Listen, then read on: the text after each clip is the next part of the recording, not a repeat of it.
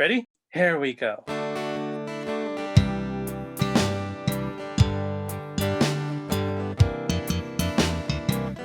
Different points of view and highs and lows. A new perspective everywhere you go. Open up your mind, drown out the noise, and see if this connected.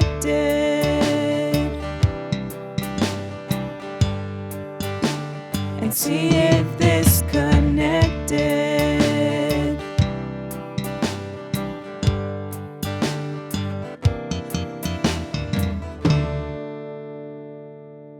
What's up, fam? The mission of this Connected podcast is to connect generations and situations about faith, life, and whatever comes along the way. To not necessarily agree, but be listened to. These conversations, of course, highlight the perspective of our various guests, and you are always welcome to agree or even disagree. But as always, we hope that it is done in charity. Now, here's your host, Catholic.Dad. So you're going to put on us first? Okay. Hi.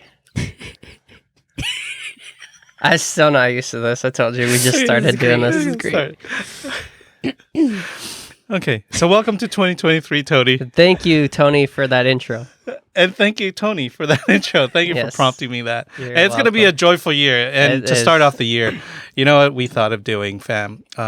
We thought, since this was very youth ministry inspired and a lot of youth ministers come on the show, but we thought we'd give a little introduction in the intro of 2023 about youth ministry and things, pitfalls, things like that. So we are going to give you guys 30 minutes of episodes on certain things about youth ministry, certain things that I wish I would have had something to listen to, something to go on. So, Tony, we're going to do a couple of those, and we invited people who had a large number of years in ministry, you know, at least 10 years of ministry. That includes you and me.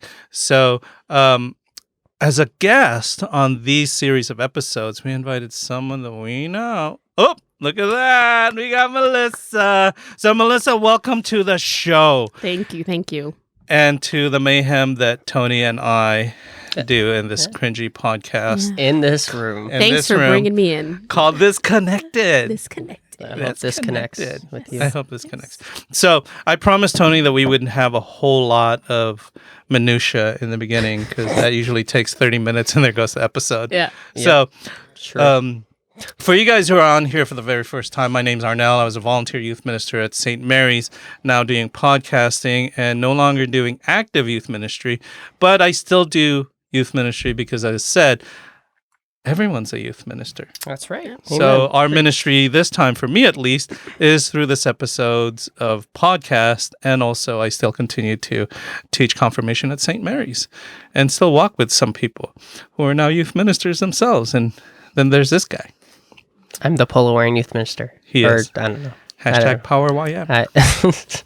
And I guess I've been doing ministry since, since I was a teen. And I'm 28 now, and now I'm serving as the Youth Faith Formation Coordinator at Oscar Romero. What about you, Melissa? Yeah, I'm very similar. I started first time they let me do anything, so I must have been... I was an altar server in middle school, but elementary and middle school. But my first experience really with youth ministry as a server was when I was in high school, and I started serving in middle school youth ministry. So it's been a long time for me being a volunteer. But I became an active paid youth minister, like it was my full-time job. Just working in the youth office, I started in 2012. Becoming a full-time youth minister was 2015. To where I am still currently a full-time youth minister. So I've been at two different parishes. Currently, I serve at St. Peter and St. Paul as the youth and young adult minister. Wow. And you know what? By and by. Wait, how old were you when you first started working? Because I was 23 when I... In 2012? Yeah. 19? Wow. 19 or 20. I think I was like 19, 20. I don't remember if I was 19 or 20 when I got hired, but it was right around there. Now I'm 30, so it's been a little over 10 years of like, this is my job, this is what I do for a living, and still getting used to that. Still getting used to this is what I do for a living. Every year is a new year. Yeah. Every group is a new group. Yeah. And every aspect of it is new challenges. So between us, we probably have around 35 years of ministry and a lot of experience in different areas too. You serving in Sacred Heart area, Rancho Cucamonga, St. Peter and Paul. You serving always way far in the high desert and now in the Riverside area, and me at St. Mary's. And two polar opposites. In my opinion. Yeah, very true. And we won't even talk about totally how different communities. Totally different communities. Very different shifts. And so it's diverse in the communities that we serve, but it's all in the same aspect of what our goal and mission should be, which is, well, we all serve that and leading teens closer to Christ. But in this episode, fam, what we're going to be talking about is that ministry long game. You know, some of the things, as you know, when we've been serving a ministry, we have certain seasons. So it's what I want to entitle this episode is Ministry Long Game in a Short Season. Because every year, you know, it's the new year. We get so excited. September is coming up. New group of kids, new group of teens, new group of youth who are going to come. We have these retreats. They're on fire. They go through and you don't see them again. And it's like, oh, what happened to that season? They were so on fire. And now where are they?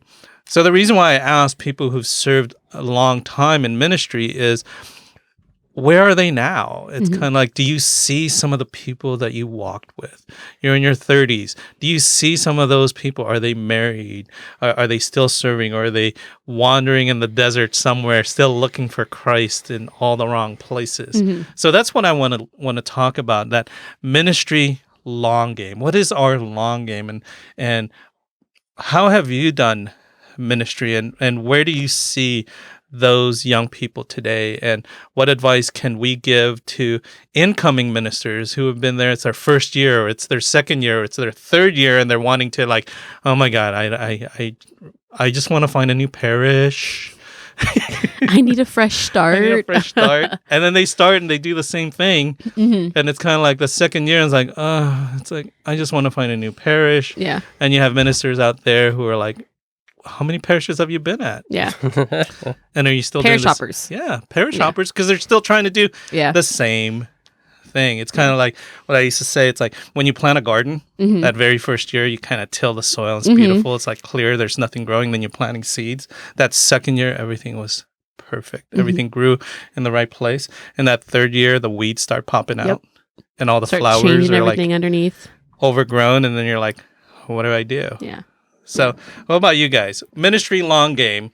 What's your experience in the short season? How do you get into that short season? Yeah, I think it really depends, but I've noticed a difference in the seasons. Definitely the seasons that the teens go through themselves. So like with me personally, I see such a high number of teens in the summer because they're on fire. You know, there's so many summer events. There's so much fun, high energy activities, and like that's what they're looking for, right? They're like, I have nothing to do this summer, I'm not in school, I just want to go and have a good time, kind of thing. And so we see that with Steubenvilles and with just the different retreats that are put on throughout the summertime. There's camps like that people go to, and so you see they're so high energy, and then you know, we want to take that into the fall season, right? And like, okay, we're starting school again. Like you said, it's September. Like, let's go. Like, we have the teens. They're ready. They're on fire. They want to participate. And then they go back to school. And then they slowly stop coming to things. They slowly stop participating. You still see them at Mass. You still see them, you know, God willing, they're still like receiving the sacraments. And we still see them, which is so beautiful. But not so much participating in like youth ministry anymore, or not so much coming to events, coming to like weekly events, coming and participating on a regular basis.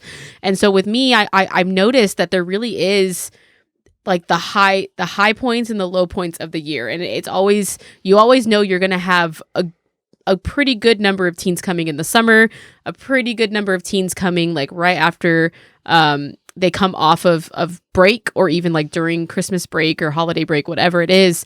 And you see that high number, but then it slowly comes back down. And it's this whole, I like to call it like the roller coaster, right? Like they're up and they're excited, and then they're down and it's not so exciting anymore. And then they're up and then they're down. So it's always very interesting figuring out how to navigate that as a youth minister, but also how to work through it.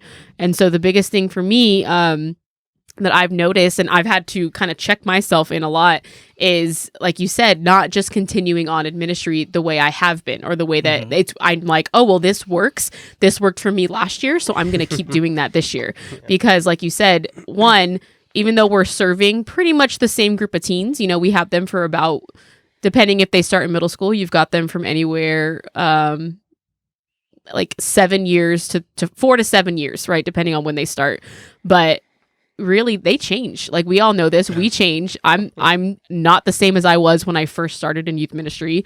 Nowhere near that. I don't have the same time commitments. I don't have the same abilities to do certain things. My gifts have changed. My just things have changed, and they're the same way, the teens. And so knowing that you have to be ready as a youth minister to change your ministry. You have to be ready to kind of, I say this all the time, youth ministry is just kind of like going with the flow and kind of going in whatever direction the Holy Spirit is taking the ministry. Exactly. Because you can't just keep doing the same things over, or, oh, we did like the way that we did this night on, you know, the Trinity last year. We're going to do it the exact same way, same work talk. It worked last time. We had such a great response to it. And then you do it and you're like, why didn't we get the same response? And it's because learning that just as we grow, the teens grow, the ministry needs to grow also. It needs to expand. It needs to change. It's kind of like, I give an example. One year where you know, a lot of times, especially in middle school ministry, you use a lot of food, and it's a lot of waste, and it's like, you know, putting food on people's faces, on people's heads, and it was always something that the youth, you know, in the past loved. And this one year, it's like the kids were like, I'm not going to do that. Yep. It's like, I am not going to do that. I'm like, this is fun. It's like, no, that's wasteful. And going with the times, and young people who are knowledgeable about nature, about social justice, they're like, no, this is not what we're being taught, to be wasteful and stepping on grapes and putting it between our toes and just throwing it away. It's like, we can give that to the poor or something like that. And I'm like, oh, we've been doing that for 5 years. Yeah. It's like, they've always loved that. It's like, what's wrong with these youth? I could always count on middle schools to want to be messy. Yeah. And just like, no, we don't want that. Yeah. And so those are things is we also have to change with the time. So how about you, Tony? What's your experience in the ministry short season? You know, I mean, the only thing that comes to mind, because it's when we were talking about this topic, I was like, oh, I have the same question. Can I be the listener of the podcast? I've said this multiple times, and it comes down to is I think we view just like how we review retreats and conferences and stuff, that it's an experience, and to teach the kids that we're not worshiping an experience. Because if we worship an experience, it's merely emotional. And as I've said multiple times, like, emotions shift and change, and there is going to be the roller coaster effect of the ups and downs. So that's what I've seen is when they're on the high from a Steubenville or a confirmation retreat, and that trickles into youth ministry or whatever the thing is, that high can only last for so long. The culture is going to also win, and that God's not present in their everyday life. That's going to counter. So that's what I see the short game is, because we merely, and I think us as leaders are also guilty of doing that, using words, using phrases like, wasn't that such a great feeling? When we experienced that, it made me so happy.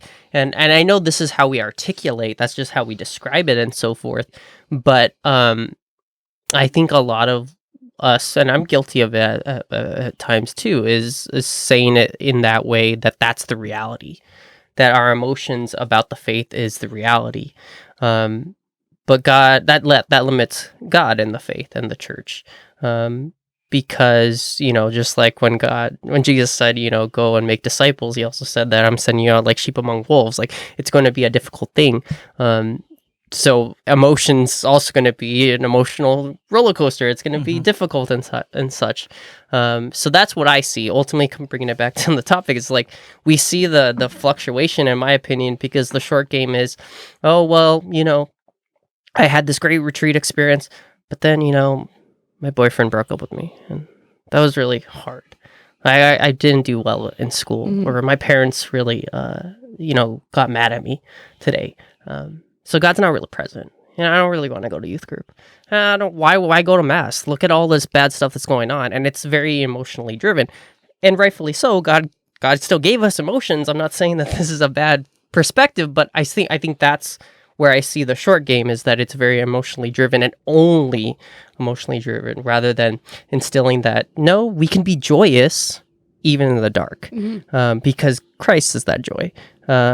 So, that's the first thing that came to my mind. How to remedy that? I don't know if that's another episode, but it could be another episode. That could be another episode. That's a huge topic. It just caught me that, many a times when we plan our ministry season, we look for brush fires, that retreat. Oh, this is going to set them on fire. But we fail to look at, what do you do after that brush fire? Because, the coming down the mountain. The coming down the mountain, because a lot of times you hear teens like, oh man, that was so cool. We went to this. And it's like, and then they look forward to that every single day. And as a youth minister, then you're exhausted because you're trying to give them that brush fire at every single night. Yes. And you're like, I cannot compete with Steubenville I can't do that. But that's, when you raise teens in ministry where it's retreat focused and oriented, then they're always looking for that high. And then all they're getting for the most of the year is lows. Yeah. And I remember hearing from one of these teens, like, it's just not exciting to go to youth group. And I'm very much, as you know, I'm very much an environment kind of person. Yes. So I never had a night that was just like, oh, I have to have the environment because, liturgically, I like to go to mass and everything's... We have an arts and environment ministry for a reason. Yeah. And I wanted them to be welcome in environment. And that's important for me. And I think a lot of the youth appreciate that. But I think I find myself at times before where I focus so much on the environment that I failed on something. I failed to see the youth and welcomes because I was so focused on, oh, that's going to come off. I need to make sure that those lights are up. So those are the pitfalls of my short season. And one of the biggest pitfalls, I think, in every new youth minister is the numbers game. I'm like... my numbers are down, and your youth, your priest, your pastor is like, well, how many people came? Yeah. And other ministries and the older people in the church looking, it's like, I see you only have 3 people there. Yes. I was like, so you're not doing your job. So how does that go for you guys when it's like you fall into that trap? And what do you say to people who fall into that trap of the numbers game? Yeah. That comes up. I feel like that comes up every year. Doesn't matter how many years experience you have. The numbers game, it's big as a working minister. It's huge because to a lot of people, very similar to how we were talking about, it's for a lot of teens, the faith is emotionally driven. I think when it comes to youth ministry, as a staff or your pastor or whoever it is, they can tell, they think that a ministry is working if they see a lot of involvement, if they see a big number of people, because they're not present. They don't see what we're seeing in the teens. They don't interact with the teens the way that we do. And so to them, if they see a large number of people, that means it's working. But we all know, as people who have worked in youth ministry before, it doesn't matter how many teens you have. For instance, I think especially coming off the pandemic, we have smaller numbers, but I really feel like the teens that are participating, the teens that are coming, they want to be there. Like they're yearning for it, and they really want to experience more. And so they're ready and they're willing and they're open to whatever it is the ministry is offering them in that sense, or even asking for more within the ministry, which is great. And so what I would say to people who are kind of talking about like this short period of time, or even the long what's the term you used earlier? The long game.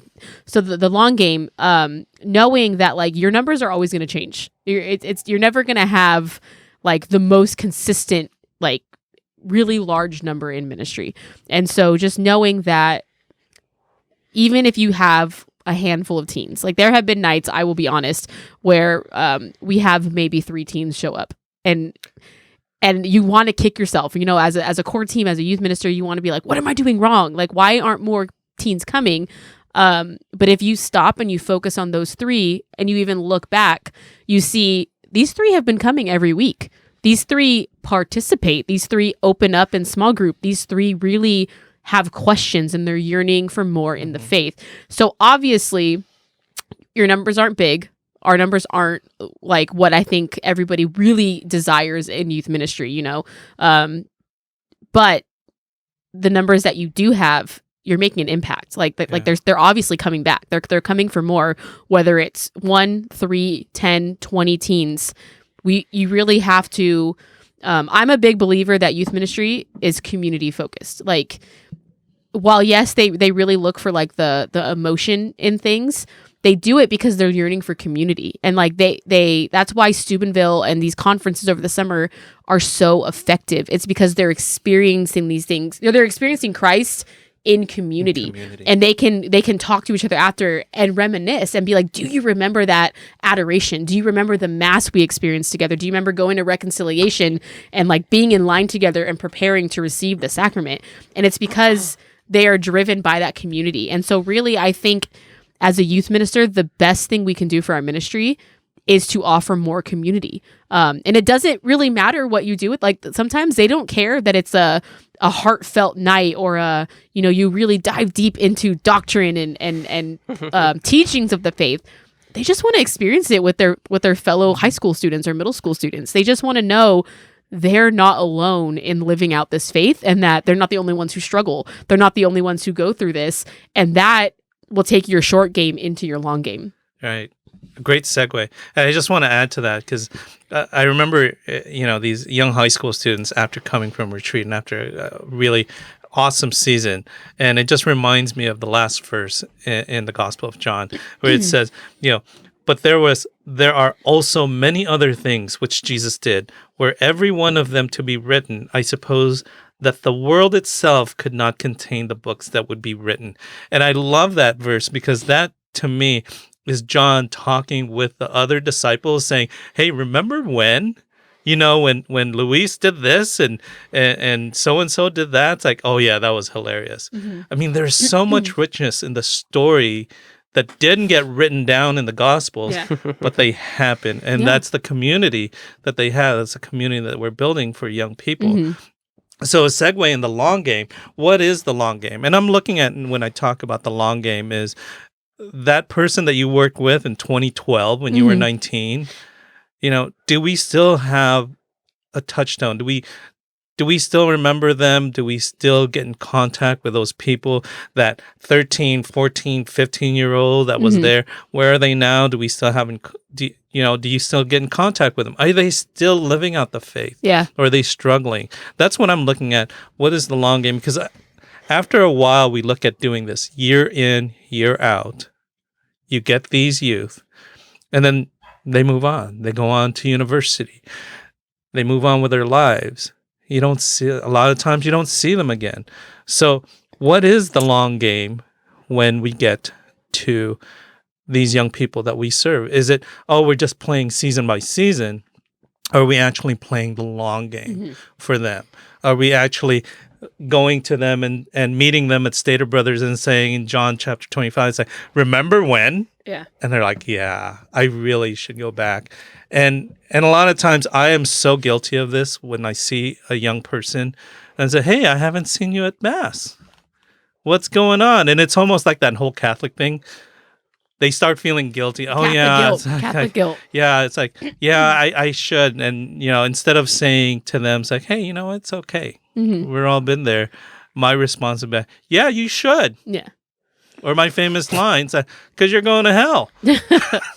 By the way, that's always said in love and joking. But yeah, it's like, what is our long game with with these young people as they become adults? What should be, and what is great advice for those people out there on how to pursue a long game? So what do you guys think? Because my thing there is, we all have done ministry where it's Eucharistic centered, where we focus on the real presence. So my thoughts on that is the long game is the real presence. But I'm not saying real presence as they understand the Eucharist is the real presence. Is to be truly present in the lives of the youth. Are we truly present? Are you truly present in the lives of the youth you serve, or are they number? Are they a number as a participant? Tony, you have good numbers, and you have regular people who always come, and so I think the hard thing there is, are they coming for you or are they coming for him? And I think that's hard time because our ego is fed by the numbers that we get, and it's like, oh, that's my youth minister. He's so cool. Yeah. So I never got that, but anyways, I got that. He's so old. But what is your thoughts on what we could do as youth ministers for the long game? And where are they now? Yeah. That's the hard question. Is that me? Sure. You went close to the mic, so I thought that was you. I mean, the only thing that comes to mind is I feel like I repeat myself on this show, but I guess after almost 150 episodes, I mean, I guess it's bound to happen. But I'm a firm believer that people are not going to care about how much you know until they know how much you care. I love that. I think that it really comes down to, like what you described is going beyond a name or a face and talking to them as the individual. I guess the best example I can give at the top of my head is, when we have small group time, that is what I deem one of the most necessary relational parts of ministry. And what I'll see some small group leaders do, and granted, again, I'm guilty of doing this at times as well, is just dive right into the structured questions that are written out or planned out. And it's never, hey, how you doing? Yeah. Little Billy, how you doing? How was that test that you had last week? Actually talking to them as an individual, not as some sort of structured, calculated plan that has to be done, or there's this, thing that we need, goal driven. But talking to them as individuals, getting a space where they can talk to each other as individuals, not as another thing that we have to do. And this is school. We have to, we have to know what 2 + 2 = 4. And that's what I'm here to do, is just to learn that. But yeah, essentially what you said is it's relational. But it's tough. It's tough. So yeah. Yeah, I think for me, one of the most important things in ministry that everybody really should set aside time for, that kind of helps with what Tony shared leading into small group, is really the first few minutes of the night, right?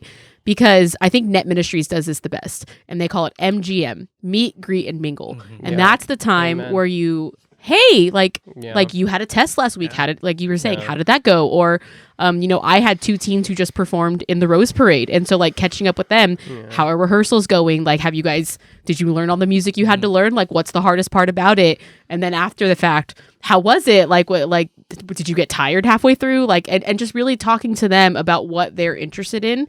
Because if you do that, not that there's no need to do like the checkup in small group. Yes, there's always a good check. Like, it's a good time to do a checkup, especially if you don't get to talk to them before the night.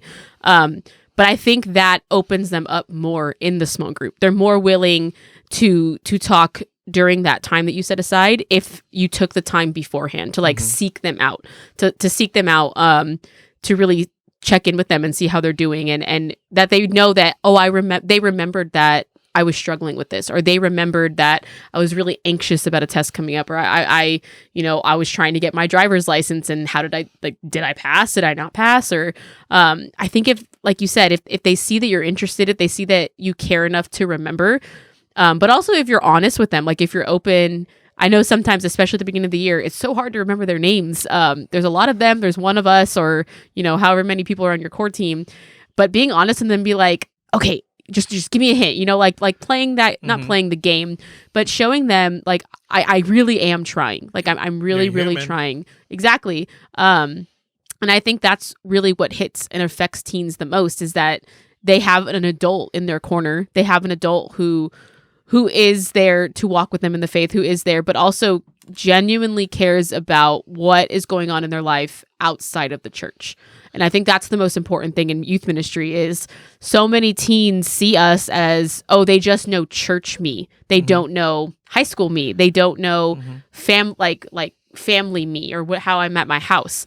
But us taking the time to get to know them as a whole person, as the whole person that God created them to be, that's where we make the difference. That's where we can start bringing in the long game, because we're invested. We're not just invested in, did you pray today? Like you said, did you go to mass? Like, have you been attending mass? But we're more, especially with the teens that we kind of, like you said, catch up with later on in life.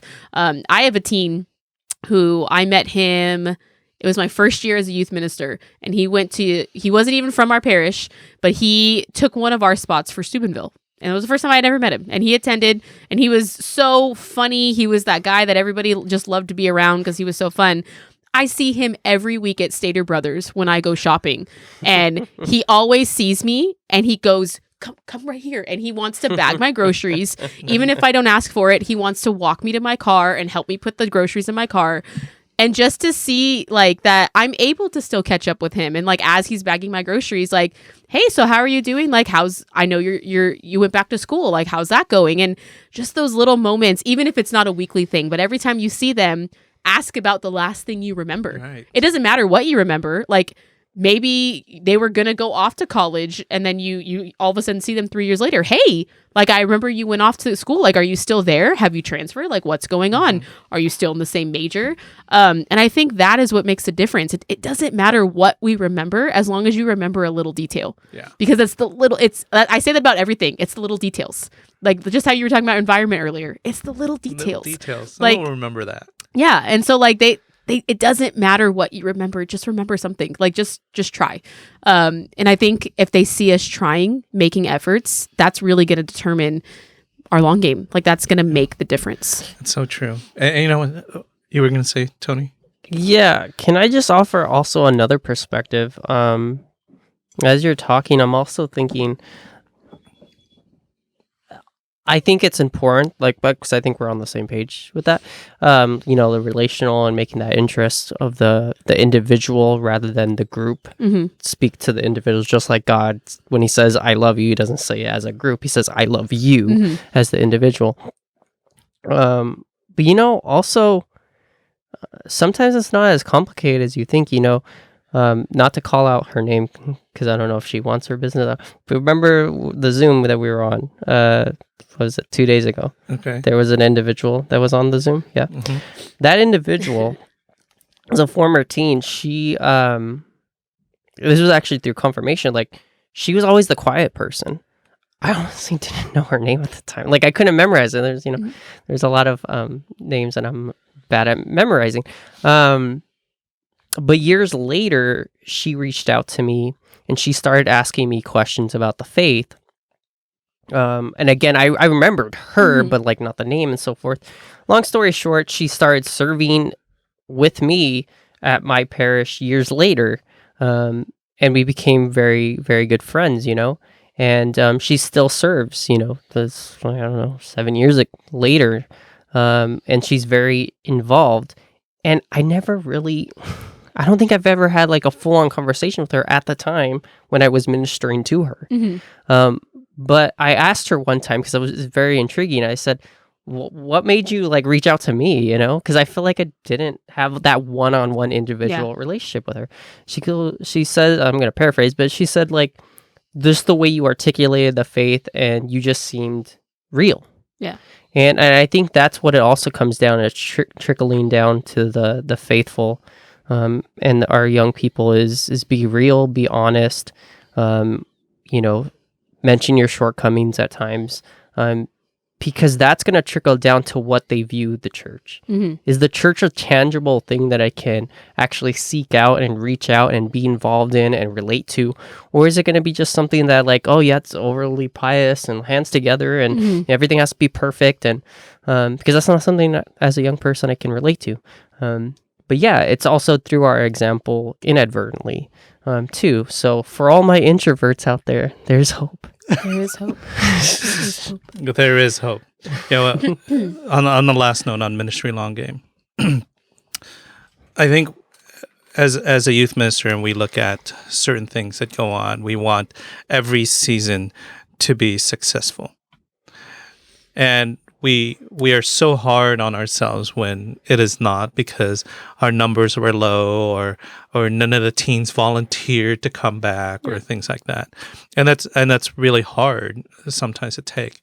But the Ministry Long Game, if you've been doing this long enough, is you see them when I can understand, and I can just see Tony's former youth minister going, yes, look at him. That's a fruit. Yeah. And seeing them when they come back with their children, they're married, and they introduce you. Oh, this is my wife, or this is my husband, and this is my son, and I didn't name him after you, which I'm still hoping that they would. But those are the things, as you see them. Maybe they're not participating in youth ministry, but you see them at Mass, and they're living out their faith. Exactly. And then they come and greet you. That's the long game. Mm-hmm. That's the outcome that we want, is that we plant seeds of faith, because youth ministry is easy. Yeah. Because you only have them for this period of time. It's adult ministry that's hard, because that's the rest of their life. But the most important thing that we have in ministry is showing His real presence in our real presence, so that we plant the seeds of the faith of what the church provides, which, as you said, is community. A loving, welcoming community that invests in you, that you can always come home to. Yeah. Even when you step away for a little bit, you know that you can come back, and I know that Jesus is truly present there, and I'm home. And so that's my aspect and thoughts of the long game, is that you love them enough so that they understand that Jesus is truly in love with them and wants them home. So on that note, fam, that's what we have for this first episode of this series. This Connected. And what I want you guys to do is listen to the next episode when we talk with us again on another topic about youth ministry. And I forgot what we were going to say. We haven't been doing this for a long time. Oh, and if you guys have any comments or questions, please send us an email at catholic.dad@gmail.com, or subscribe to our YouTube and our other podcast stations. And as always, I forgot. It was catholic.dad50. Catholic.dad50@gmail.com. We totally... Patreon.com/thisconnected. Yeah, if you want to support this podcast, which follow us at catholic.dad on Instagram. At Minty Tangled. And all that other stuff. She wants to promote her stuff, but she's like, no. Okay. And Melissa is at St. Peter and Paul in Rancho Cucamonga. If you want to reach out to her, check out the website. They actually do have a website, St. Peter and Paul. For our listeners who go to St. Peter and Paul, say hello to Melissa. Yes. She's your youth minister and all the other good stuff. Yes. And as always, please pray for us. We'll be praying for you. And as always, live a life of holiness, be blessed, and be third.